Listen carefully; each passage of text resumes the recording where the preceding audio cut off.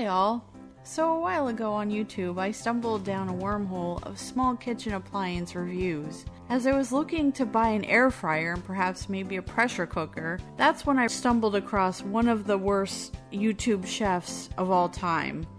His name is Jack Scalfani, as I like to call him, Jack Salmonella Scalfani. I watch video after video of him butcher, sometimes quite literally, recipes. Imagine driving slowly past a multi-car pileup on the interstate. That's my face as I watched him teach the internet how to make partially cooked meals of varying types and taking awful and unneeded shortcuts to recipes that are already quick to prepare. The absolute horror of Jack's lazy man chefing, air quote, techniques to my boyfriend Tom. And now, since we can't unsee it, we are opening your eyes to it as well. I'm Michelle, and I welcome you to join us for this horrific journey, better known as Pink Chicken and the Lazy Man.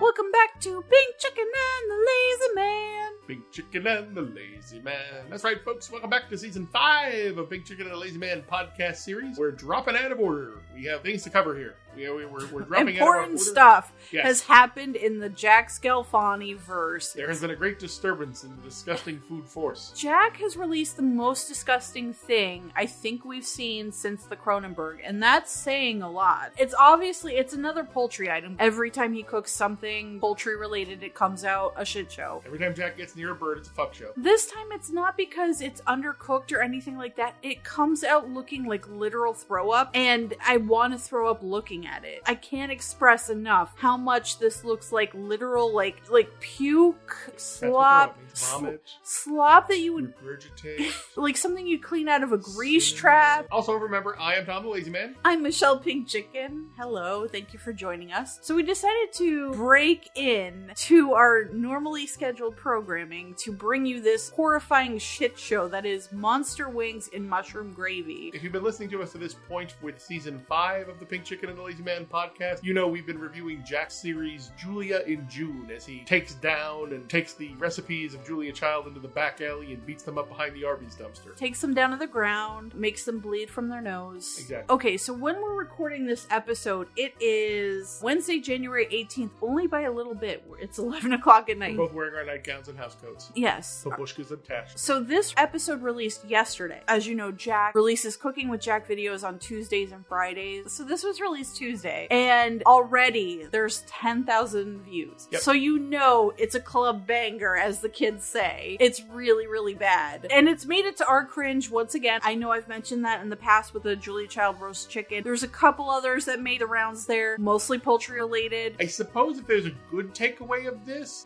hasn't hit the cringe subreddit for the typical Jack poultry related videos. The meat is probably overdone to a leathery, jerky-like consistency. Yes, the aforementioned mushroom gravy actually looks more like some type of regurgitated material that a mother bird would feed its babes in the nest. But this video is probably gone hypernova into cringe territory because of Jack's attitude and his opening rant. So we get at least 2 minutes of Jack's jailhouse lawyering, as I like to call it, of copyright law. All the subject are man-toddler Jack, who, remember, has only a high school education. He completed some community college. He was on his way for an associate's degree in something. Not clear if that ever happened or if he lied about it. Didn't get the full picture there. Feels like he tried a semester and he was one of those guys that college just wasn't for him. He was waiting for a management position. After a full career of doing nothing but chewing and eating and cooking poor food in his kitchens, not professionally, just a home cook, Jack decides to take everybody aside, sit us down as audience members and co-content creators, and Jack's gonna have a little talk with us. A little heart to heart. Buddy, I know sometimes you get these feelings about recipes and copyrights, and I know your body's changing. You have these weird feelings. Urges. Right. Yeah. These urges to copyright and call people on their copyrights. One might say, strike out at other copyright Stroke holders. out, even. Indeed. But buddy, I'm here to tell you, no matter how much you want to do it, under the eyes of God and man, recipes are not copyrighted. So Jack believes, with his 0 law school experience. What he mentioned something, he babbles on. We recorded it. It's like watching the Miss South Carolina rant.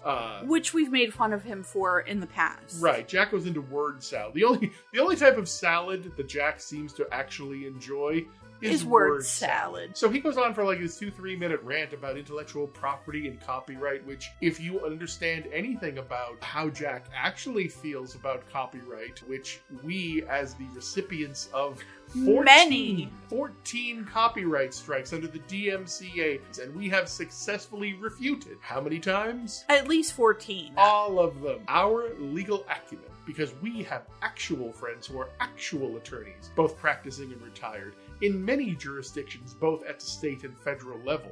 Lazy Man himself may or may not have access to bodies of law. We have successfully defended ourselves in the eyes of YouTube, so we find it especially ironic and humorously so that Jack decides to sit us all down and have a nice IP law talk. I'm smiling across the table at Jack and waving, "Hi, buddy! Hi, buddy! How are you, buddy?" I thought we were living rent-free in his head. We're actually open up condos. We're going to start the video, ladies and gentlemen. We ask you, as always, we ask you not only to synchronize your YouTubulators with us, but use the appropriate safety equipment. Get out your high school lab goggles. Get the Mel Gibson payback mouth guard. Don't forget the steam gloves. Fasten your 5-point safety harness. Affix your steam gloves. And make sure, whatever you do, if you have a shirt that has your own picture on the front of it, with your mouth affixed in an appetizing O-ring shape, please put on your special gentleman shirts. Put on your goggles. Put in your mouth guard. Special gentlemen's. Oh my god. Synchronize your You're YouTubulators. killing me. Okay. We are hitting play in 5, 4, 3, 2. Okay, we're ducking and dodging in the Scalfani kitchen, but this time it's the wah wah wah wah wah wah wah wah wah wah. Yeah, his weird wah, in the wah, hall wah, of the wah. Mountain King music. We smash cut from the weirdest of his new intros right into his kitchen. Lazy Man, the reason for that is because we're bringing it to the current day. The previous episodes we've been reviewing have been in July. When he initially released that new intro, he had the little 5-second blank stare into the camera and the head tilt at the end. And it made us all laugh so hard. He has glommed on to that it brings us joy and we laugh at him, so he cut that out. Obviously it brings us joy. Obviously. Well, last episode we talked about Jack getting copyright struck. Jack was issued a formal complaint about his violation of intellectual property law by the Bitmoji Corporation. Because last year, if Jack was all giddy like a schoolgirl, talking about how this is a new era for the new Cooking merch, with Jack, new hats. slides, new hats, new bucket fanny hats, packs, yeah, yes, everything, which was all, of course, replete with pilfered artwork from the Bitmoji Corporation. And Bitmoji is also integrated with Snapchat or Snap Inc. All the Bitmojis you see on Snapchat are Bitmoji, in fact, images. We are entering a very nuanced area of law: intellectual property, copyright, patent, trademark law. This is a very specialized piece of American jurisprudence. And Jack, although he proffers to uphold the and find jailhouse lawyer that he is, to sanctify that right,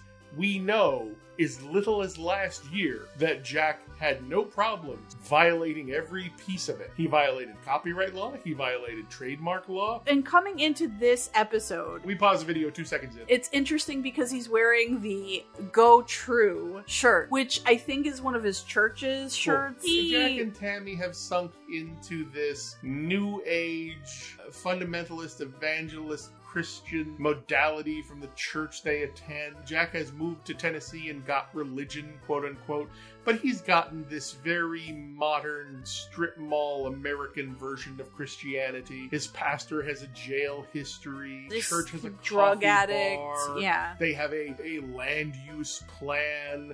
They probably have a real estate investment trust going on. This is a very modern, one would say almost secularist form of Christianity. This need for merchandise. This modernist American Christian movement is replete with the branding typically associated with corporate America.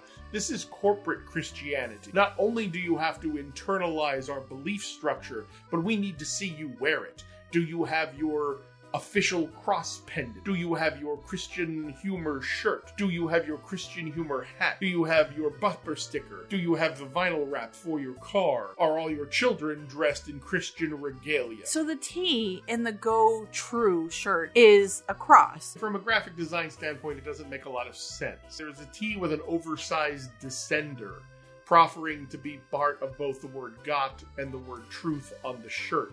But it's a different color, which means it's actually a different object from a visual design standpoint. Right. Therefore, it doesn't read as part of the other. It doesn't read as part of the word forms. It reads as a separate thing. Right. So what it looks like his shirt says is "Go True." So we're on Shirt Watch now, because every episode after the Bitmoji copyright strike somehow happened in the summer. Jack has called our attention to intellectual property violations, and we're paying attention. We're going to keep an eyeball on the shirts because they seem to be none of his merch. The other thing to point out here in the first 2 seconds of the video is Jack allegedly has a hashtag sponsor that's providing microphone, earphones, and anything that has to do with like podcasting, basically, that you would need. Oh, that's shotgun mics, mixing equipment. Jack has been provided an entire like $1,000 suite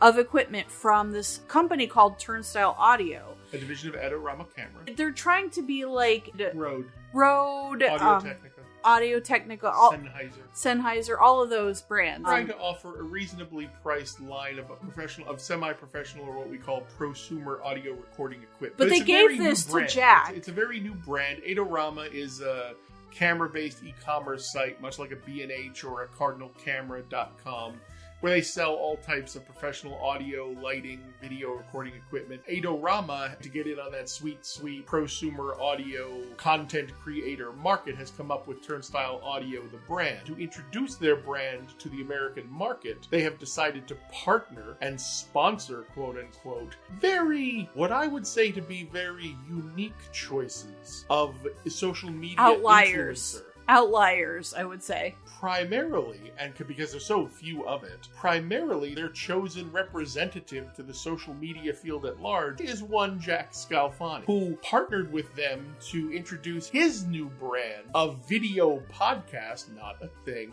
that Jack calls, he's doing a long-form interview segment style podcast called F as in Frank.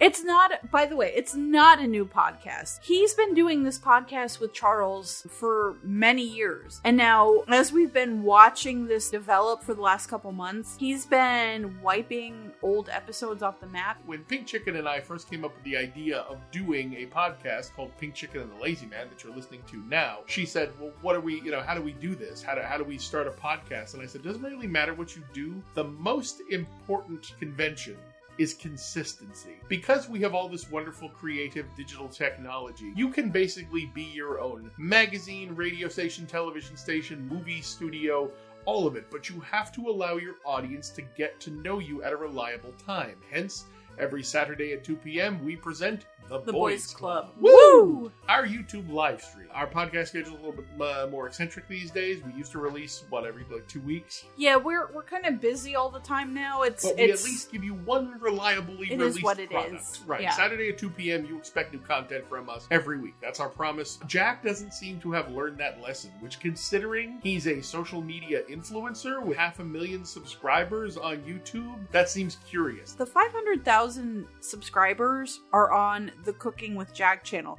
They're not on as the F as in Frank podcast channel. There's maybe 12 to 1,300, and the view count is a couple hundreds per episode. And the last episode that we got was Jack and his brother talking about their weird ASMR fetish. With Pink Chicken, could you give us a little demonstration of what ASMR is? ASMR sounds just like this. Hey Charles, are you turned on? Basically that. It's a quasi-sexual fetish involving auditory receptors. We have paused 2 minutes, 2 seconds into this video. we have so much stuff to cover. Right. This video in itself is a longer video for Jack. It's about 12 minutes. It's about 12 minutes in length. It's so always, he tacks on his 30 seconds at the end of it of his title card. And the new title card is the podcast. Here we get enough to get a mid-roll ad, but let's get into it. And we brought up the story about Jack's audio partnership only to set up the punchline of there's a big black band at the bottom of the Scalfani kitchen set that says, "Sorry about the bad audio. I fixed the problem during video." Which also is blocking out everything he's trying to show us here in the wide shot. He's giving a glowing Mr. Tech Time review, Audorama and Turnstile Audio. And Turnstile Audio. So what Jack is not doing here, which he should be doing, is offering some type of apologia to Turnstile Audio saying, "Hey guys, sorry about the audio. I'm a goofball and I forgot to plug my new external microphone in. Tee-hee." Nope, he's just like, "Yep, sorry about the bad audio. I fixed the problem during video." Yeah, that during could mean video, any number of things. What does that mean? It's vague, it's poor. We're suffering now through this 3 minute rambling rant session about intellectual property discussion and how you can't copyright a recipe. Fun fact, you actually can. Depends upon how you define a recipe. In its purest naked form, you cannot copyright a simple list of ingredients and the instructions on how to compile those ingredients, but that doesn't really exist anywhere except your grandmother's cabinet. Every place you think of when you hear the word recipe, i.e. professionally published cookbooks, oh, those are copyrighted as hell. Even your friend blog, where she talks about her childhood obsession with brownies in Midtown Manhattan, that's definitely copyrightable. Jack doesn't understand. I'm going to go down the list of ingredients here. He's got family-sized cans of Campbell soup. I thought he had 2 cream of mushrooms. He has a cream of mushroom and a cream of chicken. Container of chicken broth. He's got a package of Lipton soup mix. 2 things of wings. He has celery, mushrooms. You know, Big Chicken, if those cans got any bigger, they could work at Hooters. Boo. I want to talk about the recipe itself because I did look where he stole it from. Stole as in you stole their copyright, Jack. You stole it. Yes. That's what you did. This is a recipe coming from bigoven.com is the first Google search that I came up with, and it's called baked turkey wings with mushroom gravy. All of the ingredients that I mentioned earlier, minus the bell pepper, which he does mention later, are included here. Like, he's followed this pretty much step for step, except for the fact that he's doubled the recipe in certain areas and not in others. The big difference here is the family-sized containers. The cream of chicken soup and the mushroom soup. That's not listed here. It's listed as 1 can of cream of mushroom soup and a half can of chicken soup. And there's a big difference in size between these two. The family size is basically double of a regular size plus a little bit of these Campbell soup. So a regular size can of Campbell soup is 10.5 ounces. A family size container is 22.6 ounces. We like some Hooter size. It's a little bit more than double. The sodium content is out the ass. Also to note, the original recipe that he stole from this website, bigoven.com, called for 6 chicken wings. Jack has 8. So he's basically doubling the recipe for 2 extra wings. To me, if you were going to double the recipe, you would double 6 wings, so you'd have 12 wings. Well, don't forget, he's more than doubling the recipe because Jack is taking on here what he's mentioned in previous homemade wing recipes, where Jack is helping you good people at home figure out, guys, when you buy wings in a restaurant like a Buffalo Wild Wings or an Anchor Bar in Buffalo, New York, they're scamming you because they're telling you they're giving you 12 wings. They're actually giving you 12 wing portions. Those flats in those drums all come from a bigger wing, and sometimes there's a third section to the wing that you never get. The delicious cartilage-filled chewy tip, which, when you go up to the monster wing, the turkey wing size, that wingtip is just so much extra chewy goodness. Without further ado, we're going to get back into it. The sodium content in this Christmas soup, which he used a whole pound block of Velveeta cheese, Not which is Christmas, disgusting. Christmas 2021? No, it was 2020, I think. It was the Christmas of COVID. Okay. Yeah. So yeah, his Christmas soup recipe, we calculated because he used two 2-pound family-sized blocks of Velveeta cheese in it. He called it a Christmas soup, but really it was a nacho cheese dip with pasta in it. We calculated that to be over 9,000 milligrams of sodium. Your U.S. recommended daily allowance by the food pyramid people tell you that you should have no more than 2,300 milligrams of sodium, which comes out to be about a teaspoon of table salt. Wait till I get to my estimate. Big Chicken was a little distracted here. I mean, when you see cans that size on the screen, you get a little distracted. We know how it is. When you see 2 Hooter-sized cans of anything on a screen like that, you get a little distracted. I'm telling you. So he's gonna get slapped. We paused the video 2 minutes and 40 seconds. Now we're going back into it. Jack is still ranting on about his little intellectual property theft tirade. So now he's poking and prodding turkey wings. He's given the typical Jack meat slap. He's got 2 packs of turkey wings here. Each pack of turkey wings in front of you at time index 3 minutes and 18 seconds. Each one of these packs has 4 giant turkey wings in it. So you're talking 2 wings per bird. 24. 4 wings per pack. It's 24 cuts that he has to make, right. But the 4 turkeys lost their wings for this video. Rest in peace, turkey. There should be 24 pieces of turkey, but we're not using the tip. Well, he's probably gonna cook them and nibble them. I don't understand the appeal of this because when he finally gets to the point where he cuts these up, if you look at the drumettes, or what would be a drumette on a chicken wing, it's the size of a normal chicken drumstick. It's the size of that. The wing drum of the turkey is as large as the leg drumstick of a chicken. That's why he calls this the monster wing recipe. Because in Jack's mind, more meat equal more good. So Jack has devised this idea that if a chicken wing is good, a turkey wing should be awesome. Imagine if he could get his hands on an ostrich wing or an emu wing. Emu wing. That would be a colossal monster wing. We pause the video here at 3 minutes and 56 seconds. Again, this is a 12-minute video. Most of it's boring, but we're going excruciating detail here. Jack is going to tell you how to cut the wings up, but we don't see him do it. He doesn't show that part of it. Now, we've watched Jack's videos enough to know when mommy wife Tim is helping him produce from behind the camera or mandate Robert is in the kitchen with him. We don't see that here. Jack appears to be alone, so it's kind of curious. Yeah, I don't think either of those people are with him, so he's done this off camera, and he's not shown that part. So there's a period of time here, which he also does a very good job of hiding the clock on his oven. Yeah, we can't tell what time he's doing this in the day, because later in the video he says, this is dinner. This could easily be like 9 o'clock in the morning, 10 o'clock in the morning. We don't know. We've seen it done before. So time elapses, and we get a slow smash dissolve to a giant silver bowl. It's a Jamarel Stewart-sized bowl. You're gonna go slop the pigs with this. Well, guess what? Jack's slopping us with it. Jack is proudly holding aloft his giant monster wings here. And now, Jack pops the lid off his container, and the first thing we get the seasoning begins. Indeed, the over-seasoning. The over-seasoning. First thing we get is a generous dump of black pepper powder. Now he goes for the salt. Now the salt he's not dumping in. He's using little pinches. Little pinchies. We got 3 pinches. I'm estimating these 3 pinches to be 3 teaspoons of salt, which, Lazy Man, you said, based on your calculations, is 6,900, that's what she said, milligrams, in addition to the 2 family-size containers we're not done yet. Of Campbell's soup. Keep that in the back of your head. Keep your sodiomometers running. Keep your YouTubulators synchronized, and in this video, we are introducing the sodiomometer. Mamometer? Sodiomometer. Mamometer, okay. Sodiomometer.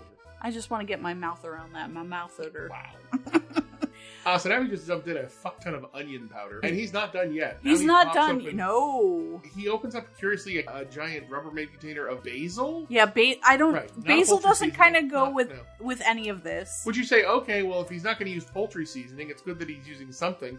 And then he cracks open a fresh bottle of McCormick's poultry seasoning. And uses like half of it. Oh, yeah. Of a normal size container. So much so that we went scrambling to the nutrition facts guidelines to see how much sodium is in these seasonings. It was quite troubling to imagine that had he used garlic salt or onion salt in this, how much salt would have been added with those. But he dumps a fuck ton of seasoning. Again, Jack doesn't believe in seasoning anything. Jack believes in over-seasoning everything. So here he is dumping onto the wings. My God, whatever did these poor little turkey wings ever do to you? Now we're at the part where he puts on... Pausing at 5 minutes and 21 seconds. Poultry seasoning. A teaspoon. And I went and pulled out our poultry seasoning in the cabinet, which I only use like literally when it's Thanksgiving time. There is 110 milligrams of sodium in poultry seasoning for a teaspoon, which is the serving size. She is about this sodium count, folks. She's actually doing this on an abacus. So add in 110 milligrams of poultry seasoning because he went a little light on it. So that's factored into the grand scheme here. Add that to your sodium thermometer. Well, at this point, he's closing up his seasonings. Now he's talking about the aromatics he's going to use. So what he's going to do is he's going to take his hand, shove it in the bowl, molest the turkey, and rub the seasoning all over it. He is spraying the bottom of his... It looks like a cake pan. After he sprays it, he puts in chopped celery, which was chopped off camera and wasn't shown in the initial ingredients. And then he's cracking open a package of pre-sliced mushrooms. Yes. I think Baby Bellas, maybe. And he's putting those on top of the celery. Yeah, those are again. Those are definitely Baby Bellas. Again, he did not show these in the initial ingredient list at the beginning, or like when he's like, come on in close and let me show you all this stuff. Yeah, our first time through, I was like, pink chicken, that's mushroom gravy. Where the hell are the mushrooms?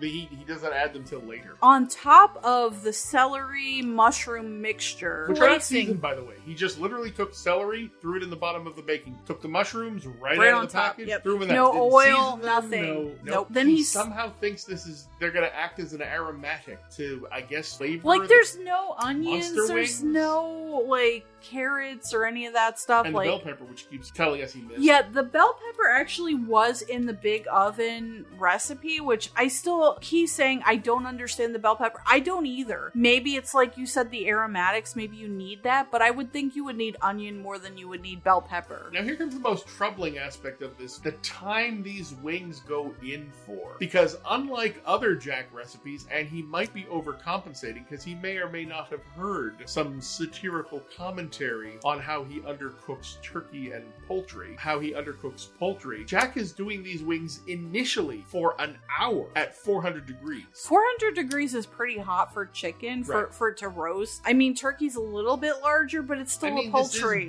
This is bone-in poultry, and these are quite big bones because it's turkey, so maybe that's warranted. The 400 degrees seems a little high. Takes it out of his oven. He lifts the tinfoil up, telling you he's burning himself several times as he does it. Takes off steam glove and he dumps in a chicken broth. He leaves the oven door open as he's fucking with the turkey. The other thing to note is there's a mysterious pan on the second shelf of the oven. He puts the turkey wings on the top shelf of the oven. There's a mysterious, almost like pie. Yeah, it looks like an old metal pan. pie plate on the bottom rack of his oven, which I suggested could be to catch drippings. But it looks like there's something in it. Right. Like, I don't know what's in it.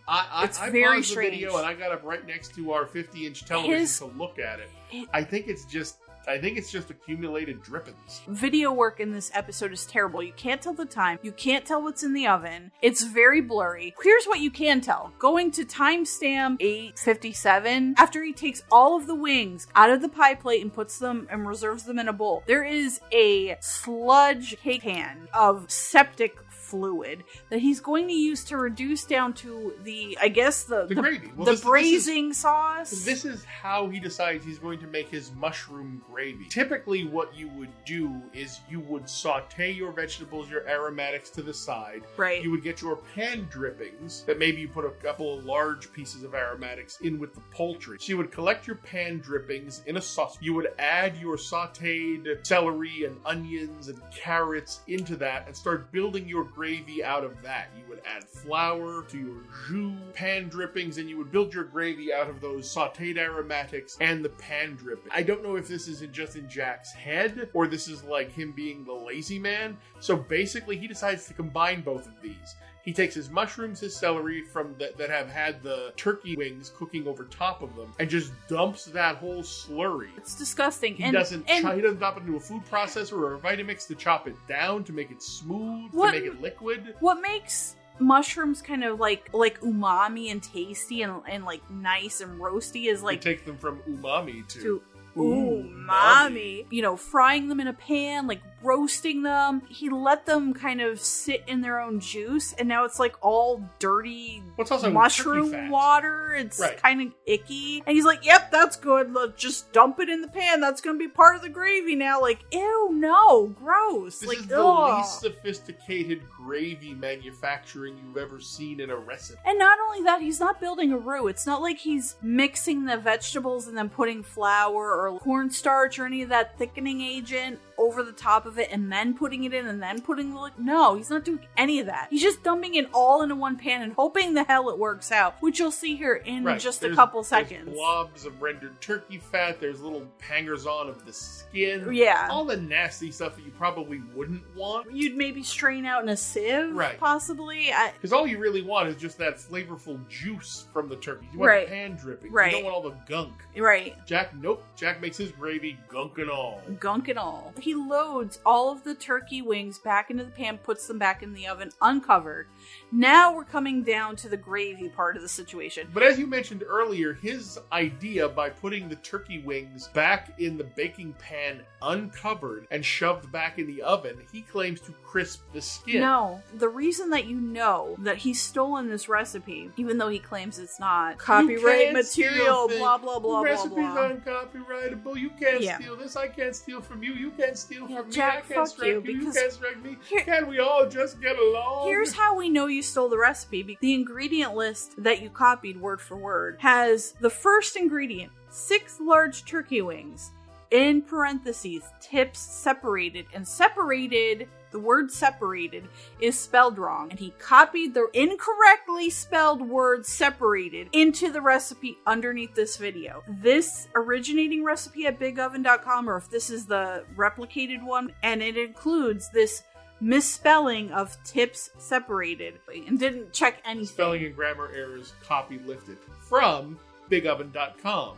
BigOven.com is a website and mobile app property of Isle Ahead Incorporated, which is an e-commerce company that specializes in food-based products. And at the bottom of the BigOven.com page, there is your typical website footer, which says, in bold print, Isle Ahead Incorporated, vertical pipe element, copyright 2022. I hope no one reports him. We'll see how there's no such thing as copywriting a recipe.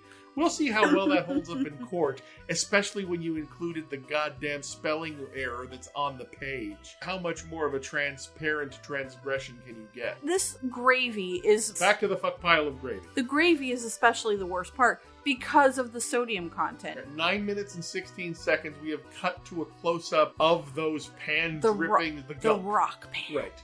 He's got a medium-sized rock saucepan. This is where those 10,000 views come from.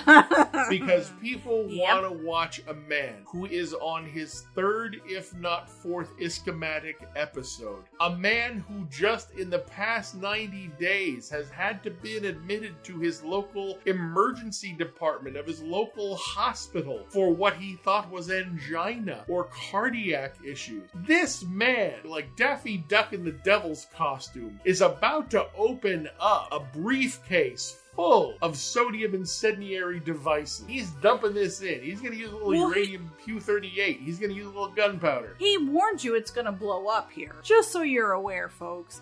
This recipe is going to blow up. It's going to blow up something. It's going to blow up his heart. Bye-bye, cardiac artery. Any little fleshy pipe that Jack still has left intact is going to start bursting at the seams, literally. We've watched Jack intently for many years here now. It was a scant 12 to 14 months ago when Jack was promising, guys, I'm gonna lose 100 pounds on Profile by Sanford. I'm gonna be healthy and get in shape. And fuck it. Here comes the Hooter can of soup. 2 Hooter cans. So to his pan dripping gunk. So the first one is the mushroom, because that beige-ish one, that's the cream of chicken. That's chicken. Cream of chicken. It is clear that he does not empty the contents fully of those cans. Well, wait a minute, because here's where I want to talk to you about what this recipe actually says. Add 1 can of cream of mushroom soup, 1 whole can, and 1/2 can of cream of chicken soup. Add spices to taste. Between the can sizes that he has and regular can sizes it's like a little bit more than half. So to add 1 can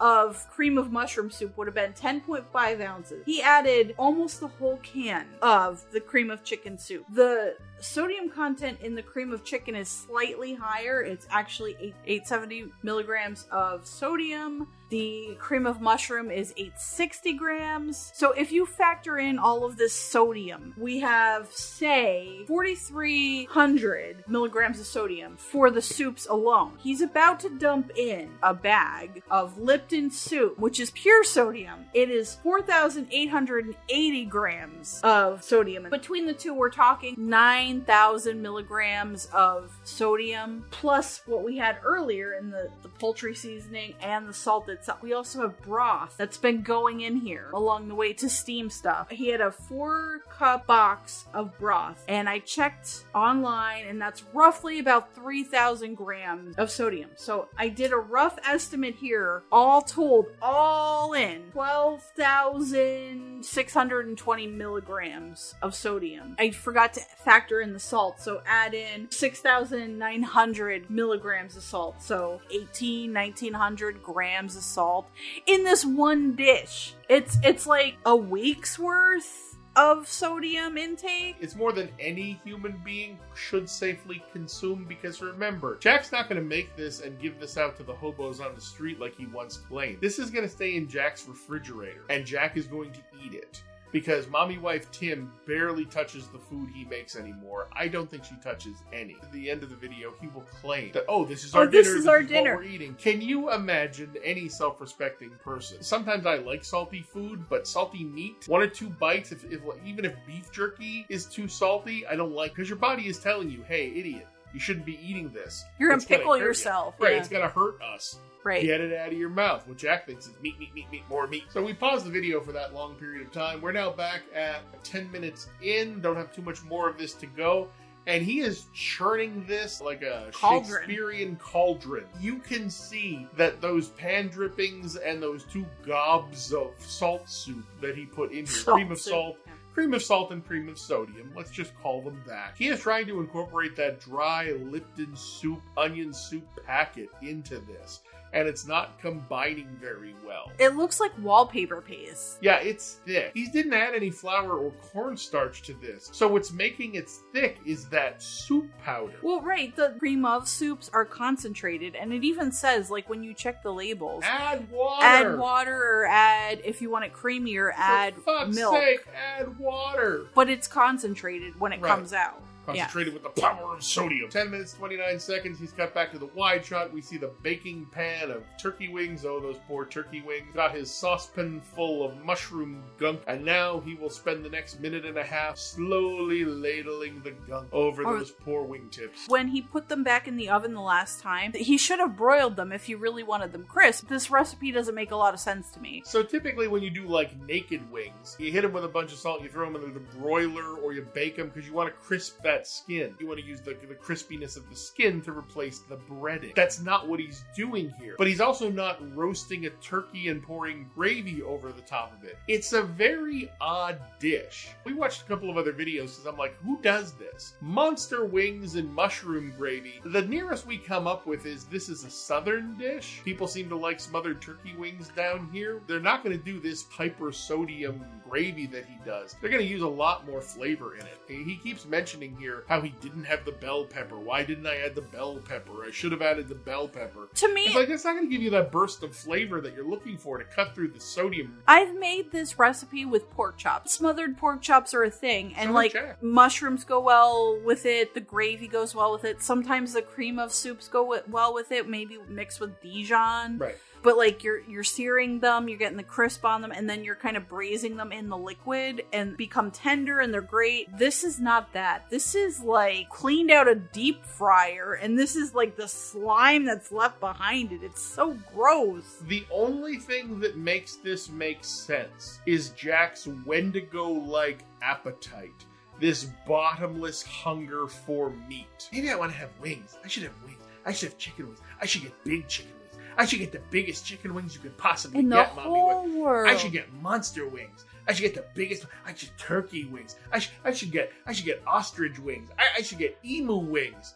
And Mommy Wife is like, how about turkey wings? Let's compromise it. Everything in this video is basically Jack's id released onto itself. Pan full of meat and a pot full of slop. Just make it gooey and brown and blobbish. It's and weird. full of fucking salt, because Jack can't taste anymore because of his previous ischematic episodes brought on almost indefatigably by poor diet. His nerve endings have been severed, including but not limited to his taste buds. It's interesting that he decided to go with turkey wings, knowing the turkey neck lore where his mom And the hobo commode. like she only cooked him the turkey necks, like he never got any other parts of the turkey. When people eat turkey, it's usually like you think about like the legs because they're so popular, or like the breast. Well, because Thanksgiving. turkey is such a large bird, because it produces such a voluminous quantity of meat, when you think about making turkey, when you say, I'm going to watch a YouTube cooking show and I'm going to get a good turkey recipe, you're thinking socially. You're thinking, yes, I would love to make a lot of my family and friends a delicious turkey breast, a full roasted turkey bird, a pan full of turkey legs. We could pretend we're in medieval times or at a Ren fair. Turkey is a social food. Chicken is a meal for lonely hobos. But even the smallest piece of a turkey is meant to be shared by a bunch of people, not by one deluded fool in his kitchen, eating as many of the giant turkey parts as he possibly can and slurping down this bulbous brown gravy. What should be a celebration, Jack turns into a salt-filled dirge. I would not make this. I probably wouldn't eat it. Turkey wings aren't my thing. I'm not a really big fan of dark turkey meat. I'm not really a big fan of turkey meat. By sheer aesthetics here, and by aesthetics I literally mean piles of meat covered in brown goo in a pan, this recipe to me is akin to a smothered pork chop recipe. It's easy to do this wrong. It's hard to get it to that perfect consistency, where the gravy's not too thin but it's not too thick, where the pork chops are braised but they also retain a little bit of sear. This is a seemingly simple dish, very hard to execute well. Now you add in bone-in poultry and this unrelenting assault,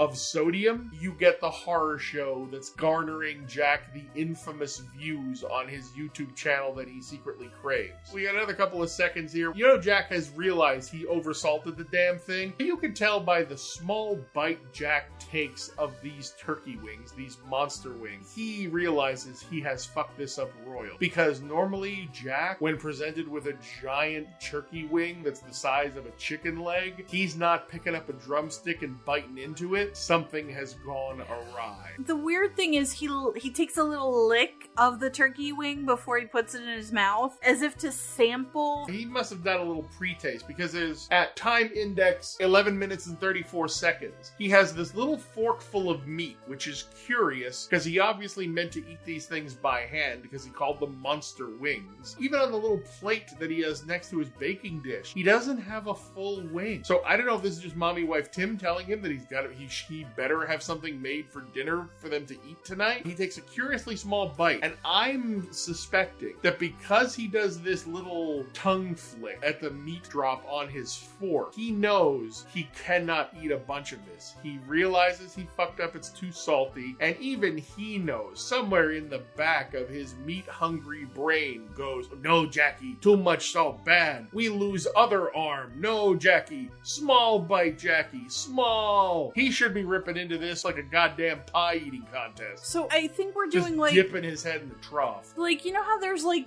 the angel and the devil that sit on your shoulders? Yes. You're playing the angel. I'm playing the devil, because I'm telling you, when that camera goes off, he's devouring that entire fucking cake pan's worth of turkey wings. It's 10 o'clock in the morning, and this is a snack, and Tammy's never gonna know that there was even turkey wings to begin with. You're claiming this is secret eating? Secret eating. Even if Tammy did know about these wings... Watch his reaction. But even if Tammy did know about these wings, like, looking at how unappetizing the pan looks, I don't think she would be into this. Watch his reaction, because this is one of the most complex tastings we've gotten out of Jack in several videos. We get the fork full of meat, tongue, pops it in his mouth, looks straight down the barrel of the camera, then up, But then his eye roll. eyeballs rolled back into his skull. Yeah. That is the autonomic nervous system overriding his muscular control going, no, Jackie, no, too much salt, Jackie, head will explode, Jackie. That is Jack's amygdala trying to overrule his trauma-ridden cerebellum. The two parts of Jack's brain struggling, and then the gun went off. I can only say we're now at 11 minutes and 51 seconds of this horror show. That pan seems untouched. And you know with Jack, if Jack has a pan full of meat. He's waiting until the camera goes off. He's trying to be polite. He's trying to be polite.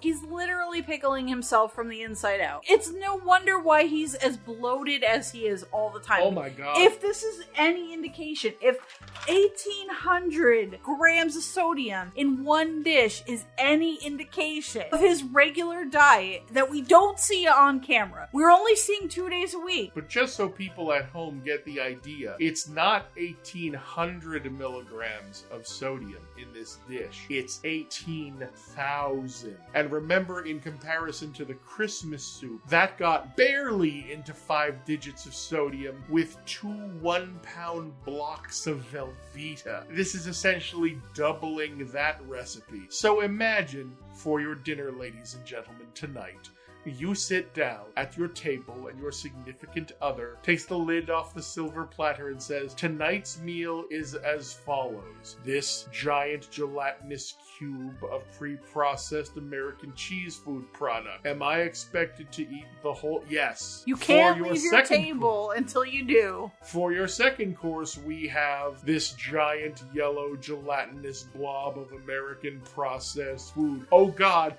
I don't think I can feel my... For the third course, we expect you to eat this giant yellow gelatinous blob. Oh my God, I'm gonna be sick. I can't feel anything below my weight. For the fourth and final course, we expect you to eat this giant yellow gelatinous blob of American cheese food product. Why don't they have Velveeta eating contests at 4th of July? Why does it have to be hot dog? Well, I think, going back to our Hooters can analogy, I think we could combine several of America's favorite pastimes, including hot, processed American cheese food, liquid food product, and Hooters. Maybe the next time we're at our local Hooters, maybe we could suggest a hot nacho cheese shirt contest. I hate you so much. I know. Barely stand myself. We got 10 more seconds of this video. Jack's gonna babble on here. We don't know where this ends. Probably ends up in an emergency room. We're gonna be watching Jack's social media channels to find out if he has to go to the hospital for another stress incident. But the last 5 seconds of the video are his... It's funny, he's advertising the F as in Frank video podcast, but he's been off his podcasting schedule for 2 weeks. And as any podcaster will tell you, that ain't good. Including your favorite podcasters. Pink Chicken and the Lazy Man. What's your sodium intake? Yes, definitely. Drink lots of water.